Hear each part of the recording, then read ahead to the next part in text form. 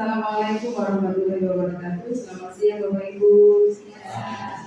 Bapak Ibu guru hebat semua. Terima kasih kedatangannya pada siang hari ini. Alhamdulillah. Alhamdulillahirobbilalamin. Wassalatu wassalamu ala asyrofil anbiya'i wal mursalin.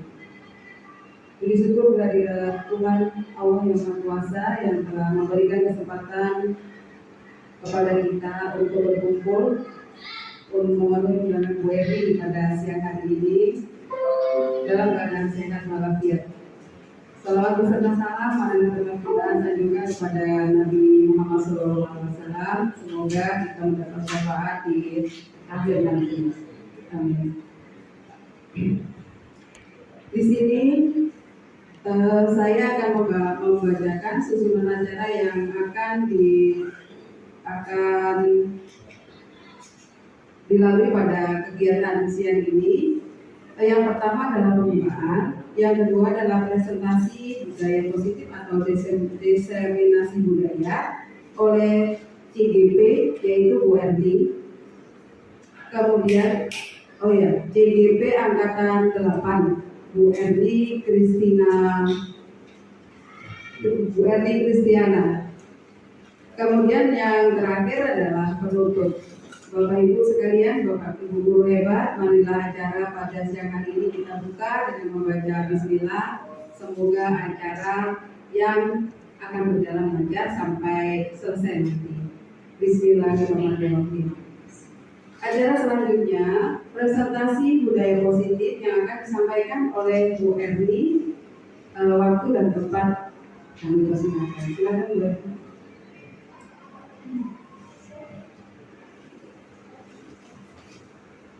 Ya, terima kasih Bu Andis. Ya, sekali lagi selamat siang Bapak Ibu guru hebat semuanya. Selamat siang. Ya, apa kabarnya hari ini? Luar biasa. Ya, panas. Walaupun baru selesai mengajar juga ya Bapak Ibu guru, tapi saya mengucapkan terima kasih untuk kehadiran Bapak Ibu semuanya. Dengan kesibukan kita bisa bersama-sama berkumpul pada siang hari ini ya untuk mengibaskan, khususnya kami ada tugas untuk bisa memberikan penjelasan ya pada guru-guru di sekolah kami yang ada di SMP Negeri 11 Batam dengan topik budaya positif ya yang akan nanti saya paparkan dan saya sampaikan selama kurang lebih 1 jam ke depan. Oke ya, Bapak Ibu guru hebat semuanya. Nah, kita akan melihat di tayangan tentang budaya positif. Nah, sebelumnya saya mau tanya dulu nih ke Bapak Ibu guru, kalau kita dengar budaya positif ini, kira-kira apa yang ada di benak kita ini, budaya positif? Sebelum kita masuk ke dalam materi, mungkin ada di antara Bapak Ibu yang bisa menyampaikan, kalau saya mendengar budaya positif, kira-kira gambarannya seperti ini. Apakah ada dari antara kita, Bapak Ibu guru? Mungkin sedikit berarti Ya, silakan. mungkin budaya positif di sini adalah kebiasaan yang kita lakukan di sekolah. Jadi apa saja yang kita perbuat di dalam kelas bersama siswa itu adalah hal yang kita lakukan terus menerus, bukan satu kali saja. Jadi menjadi terus menerus, akhirnya menjadi budaya dan positif bagi kita bersama. Ya, terima kasih Bu Wiwi. Ya, kegiatan yang terus menerus ya, dan ini mungkin bisa menjadi kebiasaan, ya, kebiasaan baik yang ada di sekolah kita. Ya, oke, kita akan masuk ke dalam materi pada siang hari ini. Ya, dalam budaya positif, ya, Bapak Ibu, di sini kita ada beberapa poin yang akan kita bahas. Yang pertama adalah tentang disiplin positif. Apakah ada disiplin negatif? Di sini disiplin positif ya. Yang namanya disiplin ini kita berusaha supaya bisa berdampak positif kepada anak-anak kita. Oke, yang kedua, motivasi perilaku manusia. Apa aja sih motivasi perilaku manusia ini? Kemudian yang ketiga ada posisi kontrol guru di kelas. Bagaimana kita, memang sih kita penguasaan kelas ada ya, tetapi kita posisi kontrol kita di kelas sebagai apa? Nah, nanti ada di situ beberapa yang akan disampaikan. Kemudian poin berikutnya adalah keyakinan sekolah atau keyakinan kelas, ya, yang ada di kelas kita. Kemudian yang terakhir adalah segitiga restitusi. Nah, mungkin ada dari antara topik ini yang sudah familiar ya bagi kita ya, Bapak Ibu Guru. Tapi mungkin ada juga yang apa itu ya? Ya, seperti segitiga restitusi itu apa? Ya, tapi kalau yang lain mungkin sudah ada di benak kita, sudah ada gambaran, sudah ada bayangan. Ya. Oke, kita akan mulai. Next. Nah, ini yang disiplin positif. Disiplin positif itu sebenarnya kita sudah banyak melakukan kegiatan yang berhubungan dengan disiplin positif tanpa kita sadari ya, Bapak Ibu ya. Tapi kita mau lihat apa sih pengertiannya dari disiplin positif ini. Oke, yang pertama, disiplin positif adalah pendekatan yang disiplin yang mengajarkan tanggung jawab kepada anak dan mengembangkan kesadaran diri berdasarkan nilai-nilai kebajikan. Ya, berdasarkan nilai-nilai kebajikan. Sebenarnya banyak yang nilai-nilai yang ada di sekitar kita ya, tapi kita pada nilai-nilai kebajikan. Ini yang mungkin kadang-kadang sudah mulai hilang ya. Dan kita pasti selalu mengingatkan anak-anak kita di kelas ya nilai-nilai kebajikan, tapi kadang anak-anak ini sering lupa ya. Entah lupa atau dia nggak tahu atau karena kebiasaan di rumah dibawa ke sekolah, ya jadinya pengaruhnya sangat besar ya bagaimana kita di rumah dia dibawa kebiasaan di sekolah. Kemudian disiplin positif fokus pada disiplin internal yang memungkinkan siswa mengontrol kehidupan mereka sendiri. Nah, ini dia ya. Jadi disiplin positif. Kalau disiplin positif ini dia fokus ke dimana ya, dari diri kita sendiri, bukan dari peraturan-peraturan yang ada di sekolah. Karena kalau peraturan di sekolah sih banyak ya Bapak Ibu ya, banyak tuh peraturan begini tidak boleh siswa terlambat dan sebagainya. Tetapi dari disiplin positif kita sadar, oh iya saya harus begini, saya harus begitu, saya harus melakukan ini kesadaran diri mereka itulah disiplin positif. Bagaimana sih caranya agar siswa kita, agar murid-murid kita itu punya disiplin positif, bukan karena takut, ya, tetapi mereka menyadari. Ya, saya sebagai siswa harus bagaimana ya? Itu mereka menyadari lebih kenal lagi, mereka lebih paham karena berasal dari diri sendiri. Oke, dengan disiplin diri, siswa dapat memahami dan menyadari tindakan mereka berdasarkan motivasi internal, bukan karena pujian, ya, seperti saya sampaikan, bukan karena hukuman. Ya, di sini banyak nanti ya contoh-contoh kasus, ya karena di sini bukan berdasarkan pujian. Kadang-kadang kita kasih apa ya, kasih reward ya anak-anak. Oke, kamu udah kerjain PR, melakukan tugas dengan baik, ibu nanti kasih reward, kasih hadiah. Kalau di khususnya kita anak SMP ya, apa ada melakukan seperti itu untuk SMP? Kalau SD sih iya ya, tapi bukan hadiah ya. SMP nama Win ada. Oh, Win. Nah, Mungkin ujian yang terakhir mungkin nggak hadiah ya, kamu hebat. nah, kalau pujian dengan kata-kata ada ya, kita lakukan. Hebat. Terima kasih anak. Kamu luar biasa. Terima kasih anak ya. Ya, kalau mungkin ya lebih ke situ ya, memberikan pujian, motivasi ke anak kita. Ya, kalau yang hadiah anak-anak yang SD atau TK. Oke, kita lihat berikutnya. Nah, kemudian kita sih sebagai makhluk sosial, kadang-kadang kita melakukan sesuatu itu pasti ada motivasinya, ya. Kita datang ke sekolah motivasinya, kita ikut kegiatan motivasinya apa itu ada motivasi perilaku manusia. Jadi Bapak Guru bukan cuma orang dewasa yang punya motivasi, anak-anak peserta didik mereka juga punya motivasi. Ya, tanpa kita sadari mereka juga punya motivasi.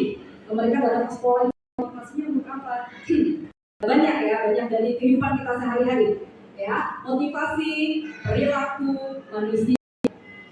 Yang pertama, untuk menghindari ketidaknyamanan atau hukuman. Saya kerjain PR supaya nggak dihukum.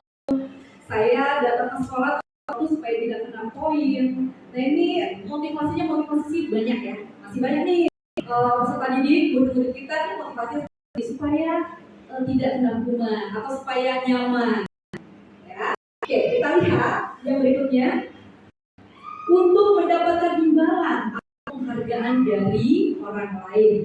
Nah ini banyak juga namanya ya, untuk mendapatkan penghargaan positif menjadi komponen utama dalam mewujudkan budaya positif.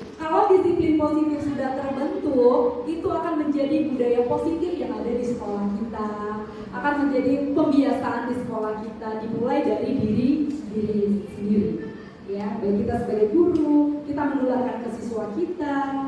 Di kelas kita nanti suasananya sudah kondusif, kelas lain juga bisa ikut kondusif. Semua kelas kondusif, satu sekolah itu menjadi lingkungan yang punya kebiasaan yang positif, budaya positif. Kalau sekolah semuanya sudah, itu juga bisa menularkan ke lingkungan sekolah kita. Ya, lingkungan sekolah juga nanti lingkungan sekitar juga menjadi jadi apa ya, terbawa gitu ya. Mungkin sekarang yang kita hadapi ini lagi banyak masalah ya. Dilemanya banyak. Iya, dilemanya banyak ya. Karena pengaruh dari luar masuk dalam juga berpengaruh gitu ya. Banyak sekali kasus dibawa keluar dan ini pengaruh juga ya ke sekolah kita. Ya, semuanya saling keterkaitan dan saling mempengaruhi. Ya. Oke, berikutnya. Nah, ini teori kontrol yang ada. Yang bisa mengontrol seseorang adalah dirinya sendiri. Betul apa betul Bapak Ibu? Iya dong. Diri sendiri ya, Betul. bukan orang lain kan? Iya kan? Ya bukan orang lain yang mengontrol saya, tapi diri sendiri. Sama loh, anak-anak gitu juga loh Bapak Ibu. Anak-anak itu yang mengontrol, nggak bisa kita guru mengontrol mengontrol dalam tanda kutip tidak mengontrol, tapi mereka harus mengontrol dirinya sendiri. Kapan dia belajar, kapan dia main bola, kapan dia ada kegiatan, kapan itu dirinya sendiri. Bukan dia tidur.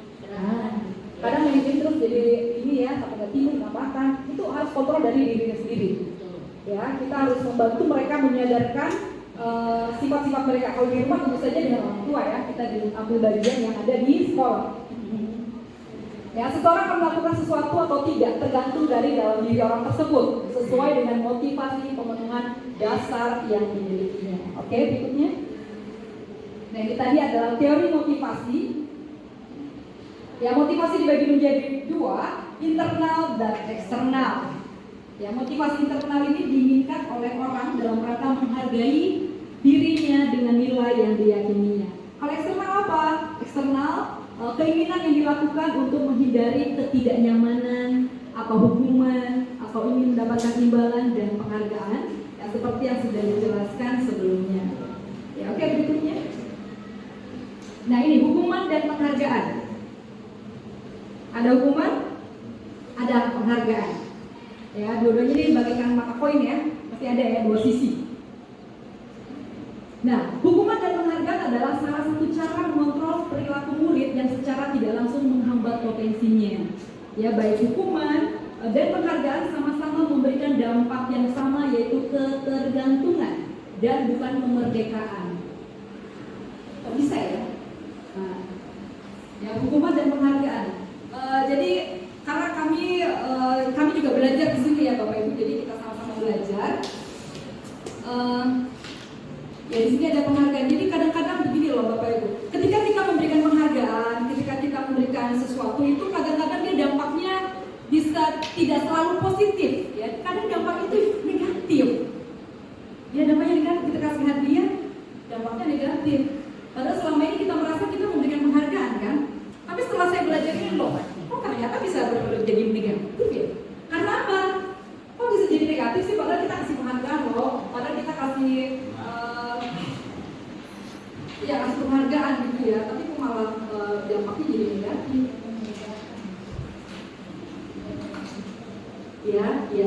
Ya, jadi kadang malah anak-anak dia menjadi tergantung. Saya mau kerjain ini cepat-cepat karena nanti mau dapat hadiah. Oke, saya mau ujian nanti nilai bagus karena ibu ini dia suka kasih coklat. Ya, jadi itu jadi ketergantungan. Ketika guru lainnya ngajar, nggak kasih hadiah, udah, jadi males, ya. Nah itu ya, jadi ketergantungan dan ada juga dampak negatifnya. Oke, berikutnya. Ini yang tadi sudah lanjut. Ya, ini ini tadi kebutuhan dasar manusia. Ada 5 jenis kebutuhan dasar manusia: kebutuhan bertahan hidup, kasih sayang, kebebasan, kesenangan, dan penguasaan. Kebutuhan apakah yang dibutuhkan oleh anak-anak kita? Ketika di kelas mereka lari sana lari sini tidak perhatian kita, mereka butuh apa? Apa kebutuhan yang mereka perlukan? Ya, ketika anak-anak dia lemes gitu ya, lemes ternyata belum sarapan, belum makan, apa sih kebutuhan yang dia perlukan? Butuh bertahan hidup. Butuh hidup. Dan kita wajib Ya. Nah ini kita bisa melihat anak-anak kita ya. Kita kadang-kadang sih kita nggak bisa langsung menjudge anak-anak kita. Aduh kamu kenapa sih gini, kenapa kamu nggak mandi gitu ya? Kenapa kamu nggak mandi? Oh bajumu bau gitu. Kita bisa tanya ada apa?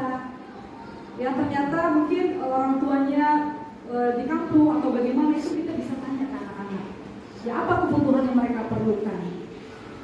Ketika anak-anak main lari-lari di lapangan, hujan ayo masuk semua, kita bilang anak-anak tidak boleh main hujan, anak-anak lari kita main hujan. Kebutuhan apa mereka?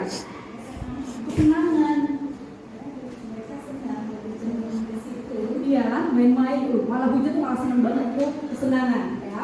Nah inilah kebutuhan dasar manusia. Kita orang dewasa butuh, anak-anak kita juga apa lagi? Kita harus perhatiin apa aja sih kebutuhan mereka. Kalau pemasaran bagaimana?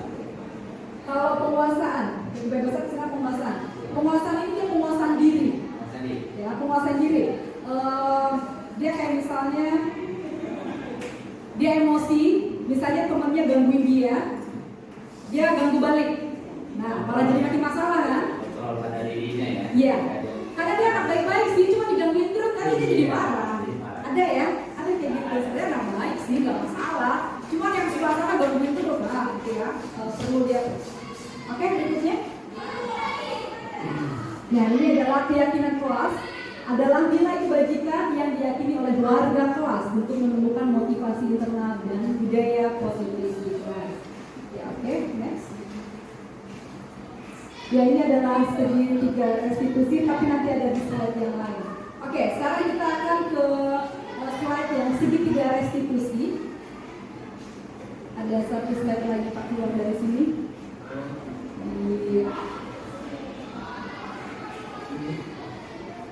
Ya, segitiga restitusi. Ini kesepakatan satu lagi.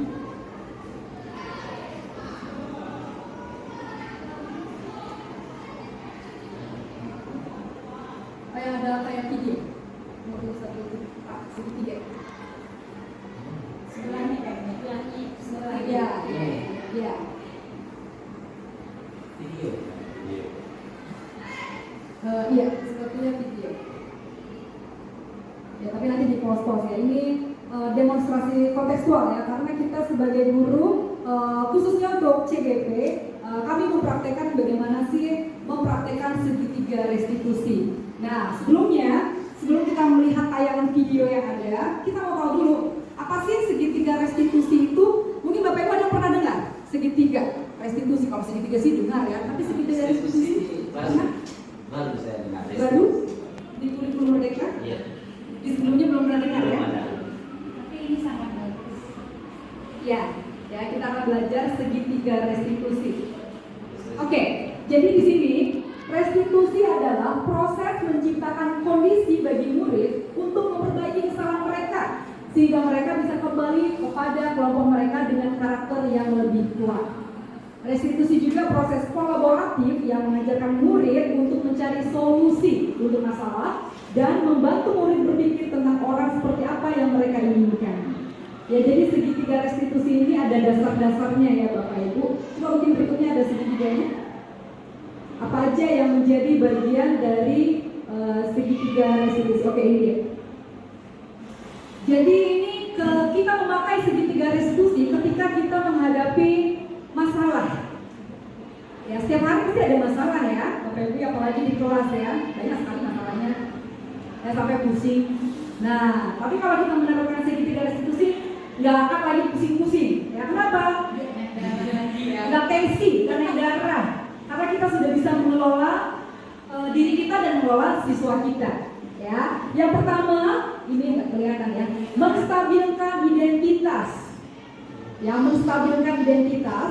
Yang kedua, validasi tindakan yang salah. Dan yang ketiga, menanyakan keyakinan.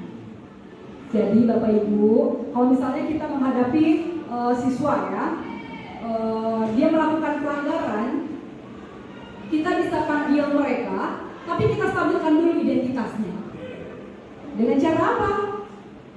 Dengan cara kita panggil. Ya, nanti ada kita melihat demonstrasinya. Oke, berikutnya.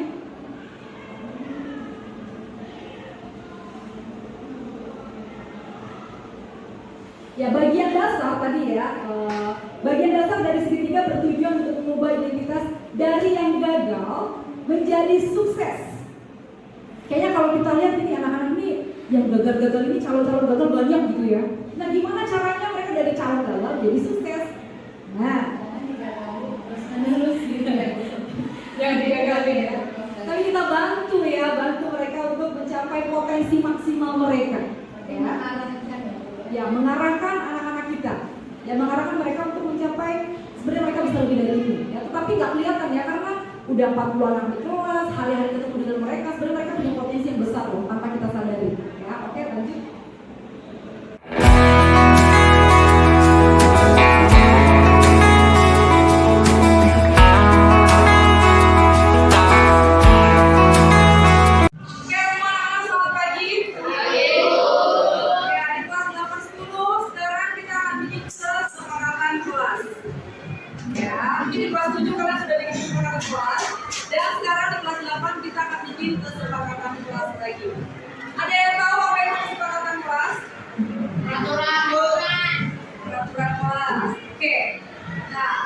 Jadi kesepakatan kelas kalau dilakukan berulang-ulang kesepakatan kelas itu akan menjadi keyakinan kelas sehingga kalian semua jadi yakin. Ya kalau yakin kira-kira masih benar nggak? Ya, karena sudah yakin. Kalian yakin nggak kalau hari Sabtu pakai baju olahraga? Yakin? Ada yang melanggar? Enggak. Kalian yakin kalau ke sekolah itu harus pakai sepatu hitam? Yakin kan? Ada yang hari ini pakai sepatu putih? Ya itulah dia kesepakatan kelas apabila diulang-ulang dia akan menjadi keyakinan kelas sejak kalian yakin. Nah sekarang Ibu akan minta kalian membuat keyakinan kelas. Ya masing-masing dikit. Boleh keyakinan kelas tentang apa? Kita baru bahas tentang kelas saja. Ya kan? Kita ada yang lain peraturan. Kalau di sekolah bagaimana, tentang sosial bagaimana? Kalian bisa membuat keyakinan kelas. Bagaimana cara bikin keyakinan kelas? Bikinnya jangan pakai kalimat negatif. Membuat keyakinan kelas pakai kalimat positif. Contohnya keyakinan kelas misalnya ini, jangan membuang sampah sembarangan. Nah, aku jangan tulisnya jangan buang sampah sembarangan. Kira-kira jadi apa? Buanglah sampah pada tempatnya. Gitu ya, karena dia harus memberi dampak positif. Kira-kira bisa? Nah, itu akan bagikan ini dan kalian bisa tulis. Kalau misalnya kalau nggak ketemu kata-kata yang tidak harus pakai jangan, nggak apa-apa. Nanti kita sama-sama ubah kalimat negatif menjadi kalimat positif. Ya boleh tulis 1 atau 2 atau kayak 1 aja ya. Tulis 1 yang menurut kalian menjadi keyakinan kelas kita sehingga bisa menjadi kebiasaan di kelas kita. Oke, bagikan satu-satu.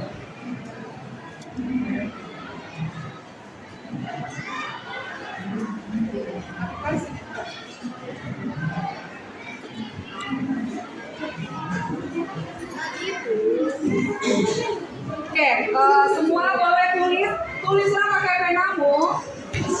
Keyakinan kelas, kira-kira kamu pengen di kelas ini ada keyakinan kelas apa?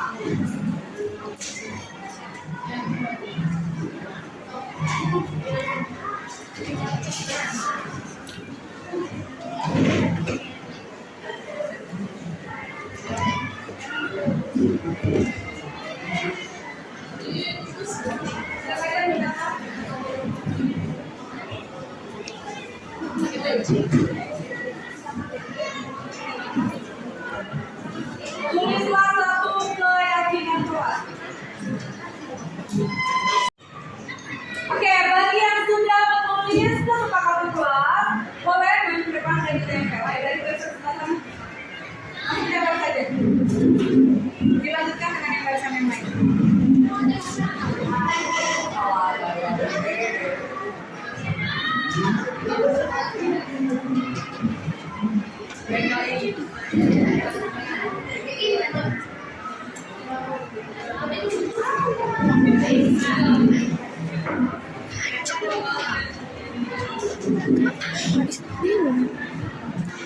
Udah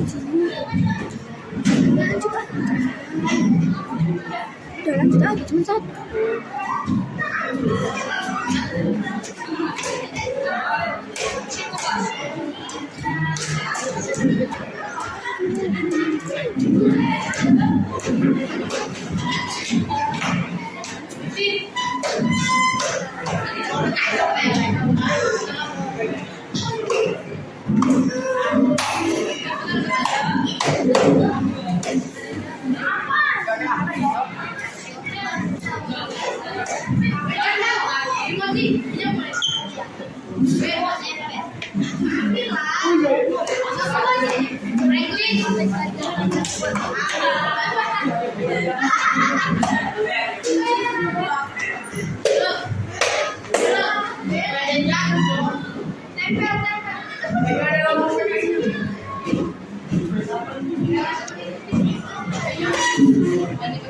Ya, oke,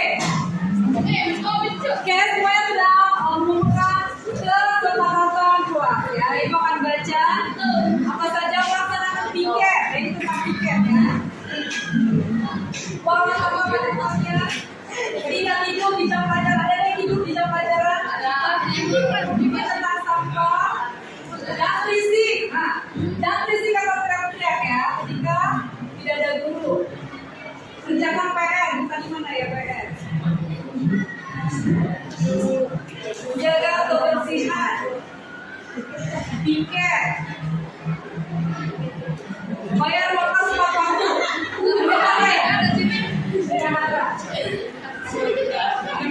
jaga ketertiban sesuai piket, jaga kebersihan, jangan ribut.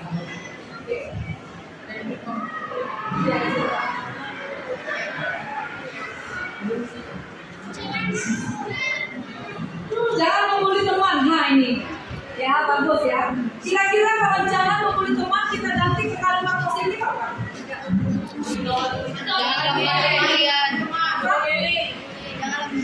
Tidak membuli apa ya kalimat positifnya? Jangan melakukan pembulian. Menghargai orang dengan bisa. Saling menghargai, menjadilah teman. Jangan makan di kelas, ada yang makan di kelas kita. Jangan makan di kelas ini. Itu juga kita yang buat. Tapi kita juga di kelas.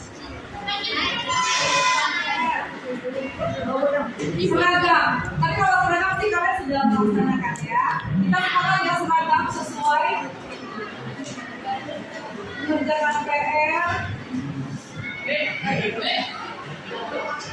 Jangan bermain handphone saat jam pelajaran. Ini masih pakai kalimat negatif, kita ganti ke kalimat positif apa? Jangan bermain handphone saat jam pelajaran. Kalau kalimat tidak ada positif.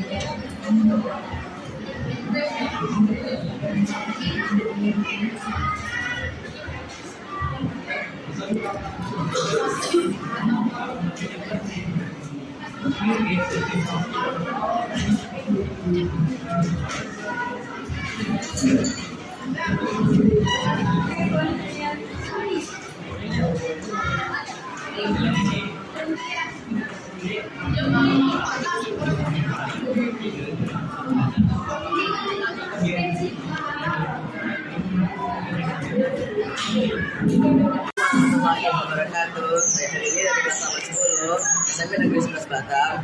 Hari ini kami telah belajar tentang kesepakatan kelas. Dan dari kesepakatan kelas itu kami mendapat 4 nilai kemanusiaan, yaitu kesehatan, ketertiban, kedisiplinan, dan tanggung jawab. Oleh dari itu, kami berharap di kelas ini dapat melakukan materi kemanusiaan itu menjadi keyakinan kelas, sehingga kami dapat mematuhi keyakinan kelas tersebut. Wassalamualaikum warahmatullahi wabarakatuh.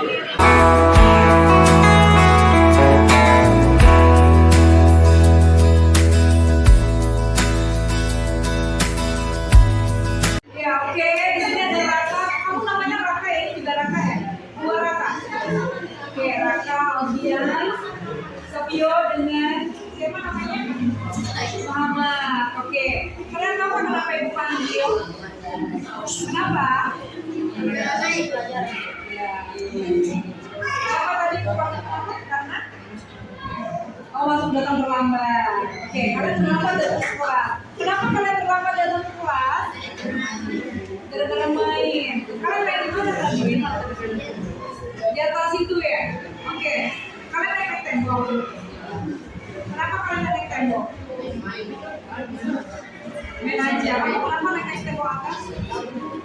Dapur. Main aja. Oke. Gini sih, anak-anak ya di kelas 8 ya. Ini kalian main dari kerja, gabung terus naik-naik ke sana. Ya. Cara gini, mungkin aja sih yang memang benar yang kalian bilang gak ada kerjaan, tapi kalian tahu gak sih peraturan sekolah kita apa peraturannya? Apa yang kalian tahu peraturannya tentang kalian main-main di atas itu tembok? Kalau main-main di atas itu boleh? Nggak boleh ya, kesepakatan kelasnya nggak boleh, ya kan? Menurut kalian kenapa nggak boleh kalian main-main di tembok yang curam di sini? Kenapa nggak boleh? Berbahaya. Satu lagi jatuh ya, makanya jatuh bahaya. Tapi kenapa kalian melakukan? Kenapa kalian naik ke atas? Padahal mereka lebih bahaya, bisa jatuh. Jangan terus. Oh udah tahu bahaya tapi tetap kamu lakukan. Tapi kalian menyadari kayak itu nggak boleh, karena berbahaya ya.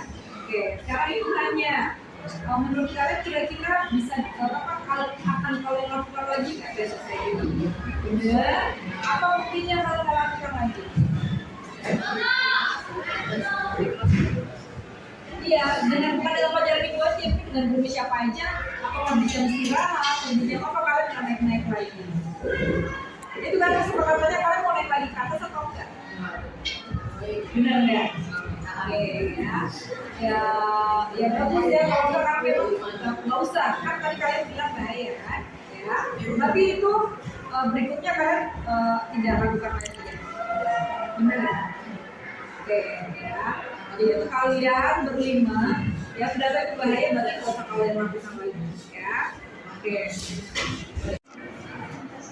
Saya telah menyadari kesalahan saya apabila saya gabut saya bermain di dalam kelas. Saya menyadari kesalahan saya. Jika saya gabut, saya akan bermain di sekolah dan tidak merusak fasilitas sekolah.